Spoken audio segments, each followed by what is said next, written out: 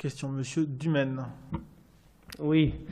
Alors, donc j'ai bien pris connaissance avec attention de la motion qui a été proposée donc, sur ce thème de la 5G, aussi donc, des remarques que vous venez de formuler. Et je vais peut-être vous surprendre, mais je partage la plupart des orientations que vous nous donnez sur le sujet. Alors, en revanche, j'ai peut-être deux points qui pourraient justifier, je dirais, un amendement. Le premier, c'est sur la question du déploiement de la fibre. Moi, je trouve, le nécessaire avait été fait avec la société Orange pour le déploiement. Ça a bien avancé. Donc, à mon sens, on n'a pas de retard énorme dans le calendrier. Ça se développe. Donc, je pense que le travail actuellement est toujours en cours et est fait. Donc, je ne sais pas s'il est nécessaire de vraiment mettre la pression sur ce point-là, étant donné que le travail est en cours.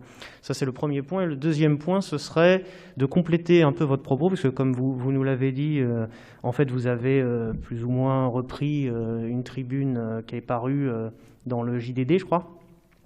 Et il faudrait peut-être l'adapter un petit peu à la situation d'Atis-Mons, puisque c'est quand même Atis-Mons qui délibère.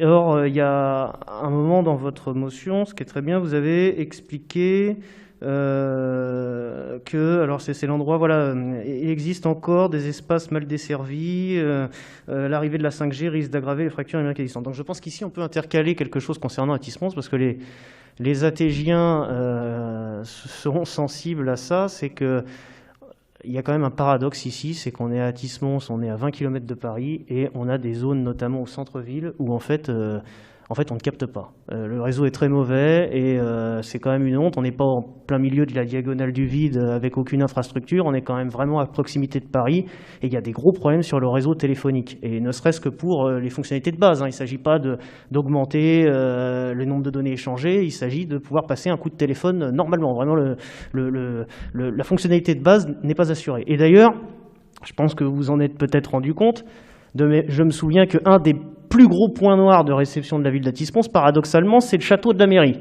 Donc en fait, on a le point névralgique de l'organisation de la commune, qui est le château, où en fait, on n'arrive pas à recevoir des appels sur son portable. Ça marche jamais. Souvent, je me rappelle, on dit « Ah bah désolé, je suis au château, ça capte pas ». Enfin, c'est quand même, quand on y pense, c'est quand même complètement en dehors de la réalité, quoi. Donc l'endroit qui devrait être le plus connecté d'Atis-Mons, le centre de décision, en fait, c'est celui où on n'arrive pas à passer des appels. Donc je pense que ça a un écho particulier avec ce que vous dites dans votre motion, et je pense qu'il faudrait le mentionner pour expliquer que Atis-Mons, c'est quand même un bon témoin, parce qu'on est vraiment à proximité de Paris, on est dans le Grand Paris, et on a quand même des secteurs entiers de la ville où la communication par téléphone est difficile. Et donc, avant de vouloir réfléchir effectivement à beaucoup de technologies, comme vous le mettez, les technologies antérieures 4G, 3G, 2G, il serait déjà peut-être bien qu'elles puissent fonctionner normalement. Voilà.